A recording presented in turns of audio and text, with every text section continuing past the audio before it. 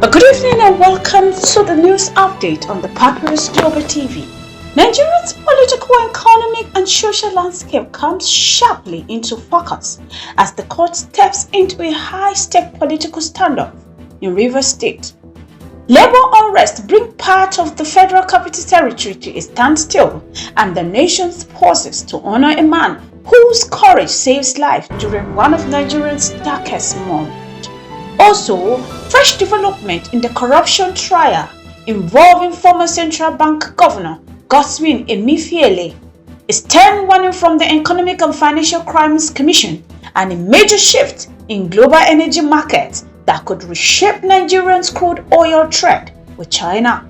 These are the stories making headlines now. Let's go over the main headlines. Court holds Rivers Assembly's impeachment proceeding against Governor Siminalayi Fubara.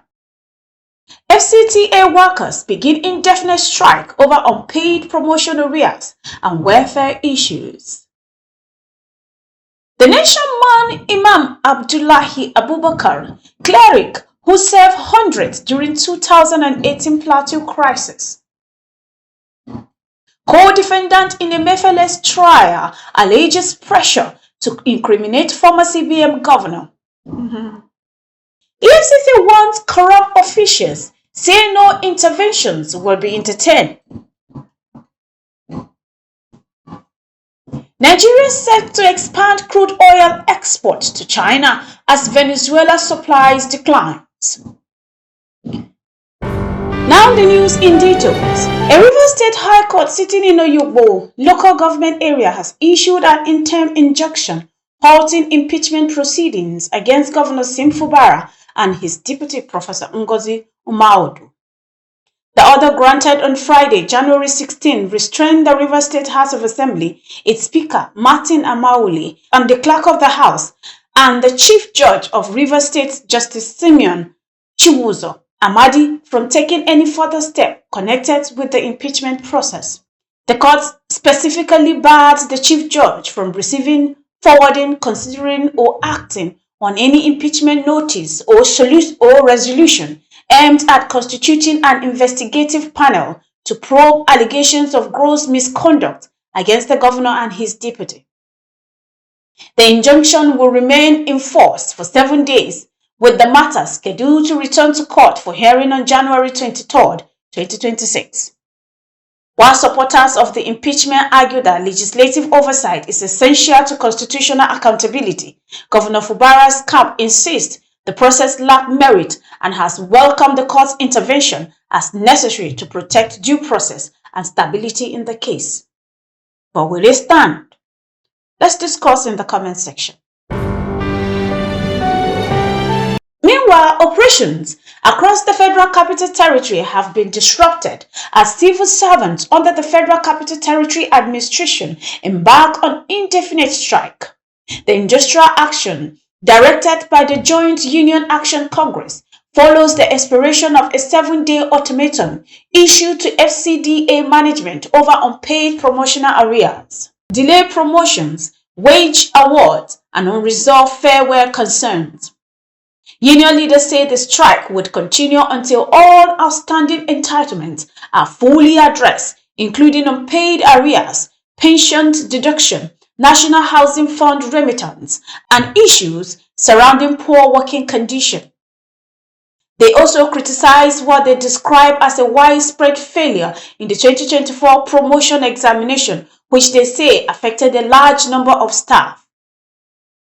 The strike is expected to significantly disrupt services across FCT Secretariat, department agencies, and councils until negotiations resume.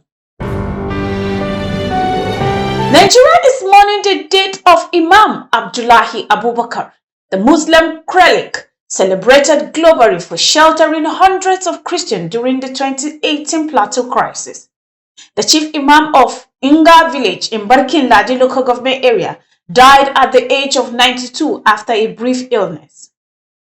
In June 2018, during violent communal attack that claimed numerous lives, Imam Abubakar opened his mosque and home to protect 262 Christians, standing unarmed between them and armed attackers. Courage earned him national recognition and international honors, including the United States International Religious Freedom Award. President Bola Ahmed Tinubu described him as an extraordinary religious leader whose life exemplifies faith, humanity, and sacrifice, while Plateau State Governor Caleb Mutfwang called him a symbol of peace and unity.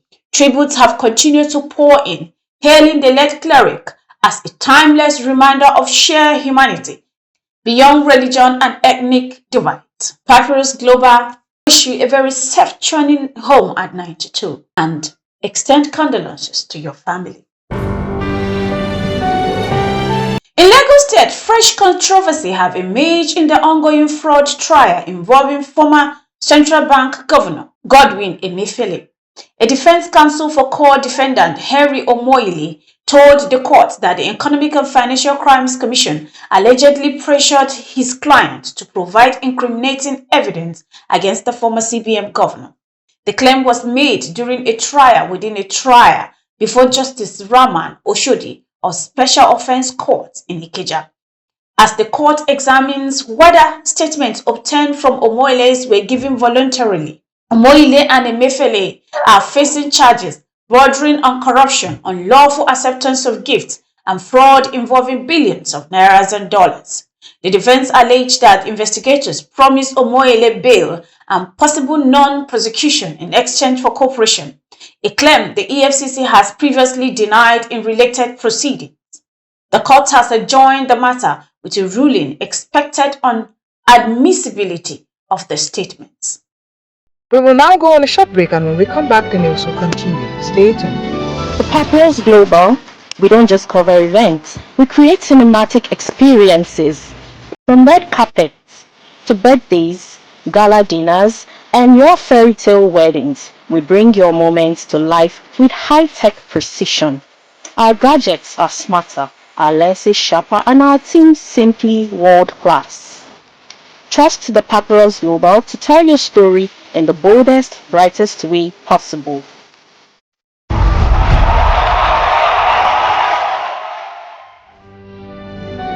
Welcome back, and now the news will continue.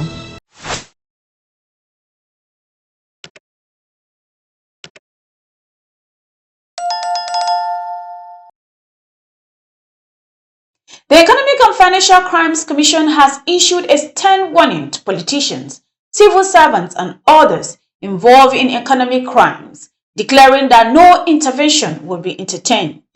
In a statement released Friday, the Commission said those engaged in corruption, fraud, and money laundering should not expect sympathy or protection. The Efcc reaffirms its commitment to pursuing offenders wherever they are found, urging Nigerians to support anti-graft effort by reporting suspicious activities. Analysts interpret the warning as a signal of intensified enforcement, particularly as the country approaches sensitive political and economic circle. Is this the right time to work harder? Or is anything fishy? We will watch and let us discuss it in the comment section.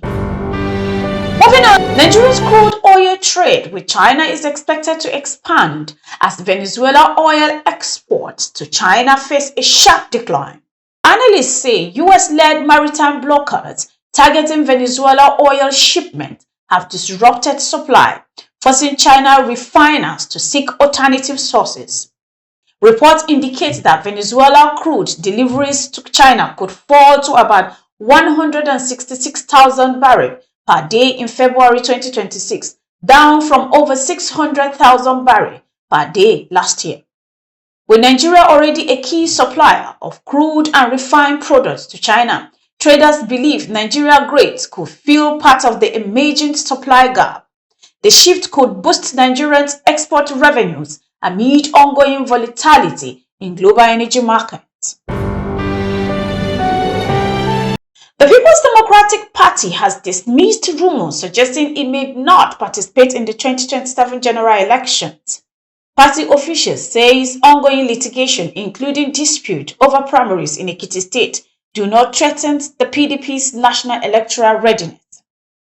They pointed to the successful submission of candidates for the Abuja Area Council's elections as evidence of the party's operational strength. The PDP described the speculation as unfounded and politically motivated. Now we have come to the end of the news update on the Papyrus Global TV. For continual coverage of the stories and more, stay with us. Thank you for watching.